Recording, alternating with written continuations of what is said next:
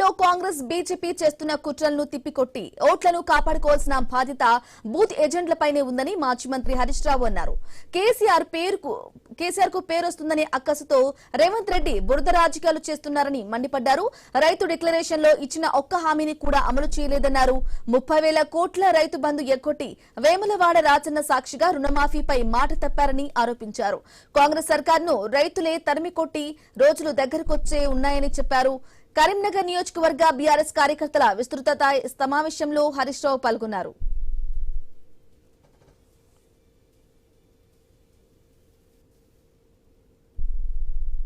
BRS సచ్చిన పామన్నావు కదా, BRS శ్మశాన వాటికకు పోయిందన్నావు కదా, బీఆర్ఎస్ ఫామ్ హౌస్ కు పోయిందన్న నువ్వు ఇవాళ బీఆర్ఎస్ గెలిచినా ఏం కాదు, అధికారం శాశ్వతం కాదు అని మాట్లాడుతున్న వెంటనే నీది జారింది, నువ్వు జారుడు బండ మీద జారుతున్నావు అనే మాట మనకెంత అర్థమైందో లేదో గాని రేవంత్ రెడ్డికి మాత్రం పక్కా అర్థమైంది.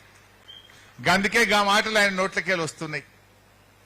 ప్రాధేయపడుతున్నాడు, నేను అంటుండు రైతుల్ని పట్టుకొని, రైతులను రిక్వెస్ట్ చేస్తుండు, రైతులను ప్రాధేయపడుతుండు, మీరే కంచె వేసి నన్ను కాపాడుకోవాలంటుండు. కంచేసేట రైతులు రేవంత్ రెడ్డి ప్రభుత్వాన్ని కాపాడుకోవాలన్నట. ఎందుకు నాయనా? రైతులను మోసం చేసినందుక, రైతులను అడుగడుగునా వంచినందుక, రైతు డిక్లరేషన్ లో ఒక్కటి కూడా అమలు చేయనందుకు నిన్ను కంచె వేసి కాపాడుకోవాలన్నా రేవంత్ రెడ్డి అని నేను అడుగుతా ఉన్నా.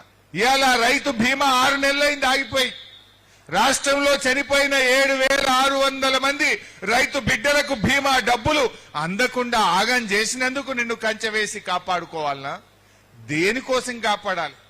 నిన్ను కంచె వేసి కాపాడు కాదు, కాగడాలు పట్టుకొని నిన్ను తరిమే రోజులు దగ్గరలో ఉన్నాయి మిస్టర్ రేవంత్ రెడ్డి.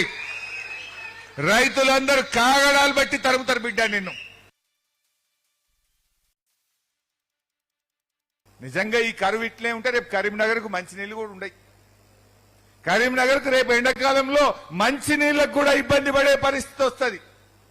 అంటే ఎల్నిలోనేమో ప్రకృతి తెచ్చింది, కానీ మనకు దురదృష్టానికి రేవంత్ రెడ్డి రూపంలో డిసెంబర్ 7, 2023 మనకు రేవంత్ రూపంలో ఒక ఎల్నినో వచ్చింది. రేవంతే ఒక ఎల్నినో అయిపోయింది మన పాలిట. ఎందుకు ఈ మాట అంటున్నా? నిజంగా రేవంత్ రెడ్డి మేడిగడ్డ మరమ్మతు చేసి ఉంటే ఈ ఎల్నినోను ఎదుర్కొనే శక్తి ఈ భారతదేశంలో ఏ రాష్ట్రంకు ఉందో లేదో గానీ తెలంగాణకు ఉండుండేది. అది కేసీఆర్ గారు దూరదృష్టితో చేసినటువంటి పని. కానీ మన బాధ ఏంటంటే ఇలా రేవంత్ రెడ్డి రూపంలో డిసెంబర్ 7, 2023లో మనకు ఒక ఎల్నినో పట్టుకున్నది మన రాష్ట్రానికి. ఈ ఎల్నినోను పారదోలాలి మనం. ఈ ఎల్నినోను తరిమి కొట్టాల్సినటువంటి అవసరం ఉంది.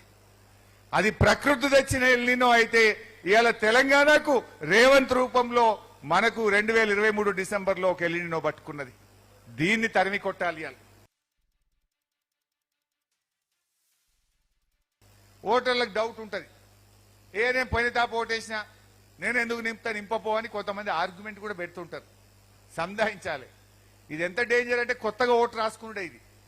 నువ్వు ఇదివరకు 10 సార్లు ఓటేసినా ఈ ఎన్రోల్మెంట్ ఫామ్ నింపి ఇవ్వకపోతే నీకు ఓటు హక్కు రాదు. ఎన్రోల్మెంట్ ఫామ్ ఇవ్వకపోతే నీకు ఓటు హక్కు రాదు గనక రాదు. నువ్వు ఇదివరకు 10 సార్లు వేసినా 20 సార్లు వేసినా ఆటోమేటిక్ నా ఓటు ఉంటది కదా అంటే ఉండదు. ఈ ఫామ్ నింపాల్సిందే, ఫామ్ బూత్ లెవెల్ ఆఫీసర్కి ఇవ్వాల్సిందే. Otherwise your vote will go. ఒక ఆమె భర్త దుబాయ్లో ఉన్నాడు, భార్య ఇక్కడ ఉన్నది. మరి భర్త ఓటు పోవాలనా? ఆ భార్య భర్త తరఫున నా భర్త దుబాయ్లో పనికి వెళ్ళాడని డీటెయిల్స్ అన్ని రాసి సంతకం పెట్టి భార్య అని బ్రాకెట్లో రాస్తే ఆ ఓటు చెల్లుతుంది. ఈ మధ్య గవర్నమెంట్ ఒక మాట అన్నది, ఏమేం తమ్మిడియట్టి కడతాం, నీళ్లు తెచ్చి సుందిల్ల బ్యారేజీలో పోస్తాము అంటుండ్రు. తమ్మిడిహట్ నుంచి ఏడికి తెస్తామంటుండ్రు? సుందిల్ల బ్యారేజ్ అని గవర్నమెంటే చెప్తుంది. సుందిల్ల బ్యారేజ్ మంచిగా ఉంది, దానికి పెద్ద పనేం లేదు, గ్రౌటింగ్ చేస్తాం, సుందిల్ల బ్యారేజ్ మోటార్లు నడుపుతాము అంటున్నారు. మరి సుందిల్ల బాగుంటే అన్నారం బాగుంటది, అన్నారం బాగుంటే మేడిగడ్డ బాగుంటది. 3 ఒకే టెక్నాలజీ, 3 ఒకే నది మీద ఒకే ప్రభుత్వం కట్టింది కదా. మా అంటే 2 పిల్లర్లు మరమ్మతు చేయాలి. దాన్ని చేయకుండా ఇలా రాష్ట్ర ప్రజలను నువ్వు ఆగం చేస్తున్నావు. ఇలా హైదరాబాద్కు మంచినీళ్లు పోవాలన్నా, సగం తెలంగాణకు మంచినీళ్లు రావాలన్నా 50 లక్షల ఎకరాలకు సాగునీరు అందాలన్నా ఇలా కాళేశ్వరం ఒక వరం లాంటిది. దాన్ని నువ్వు కావాలని బురద రాజకీయాల కోసం, నీ బురద రాజకీయాల కోసం ఇలా ప్రజల ఉసురు పోసుకుంటున్నావు. నీకు ఆ పాపం దలగక తప్పదు అని చెప్పి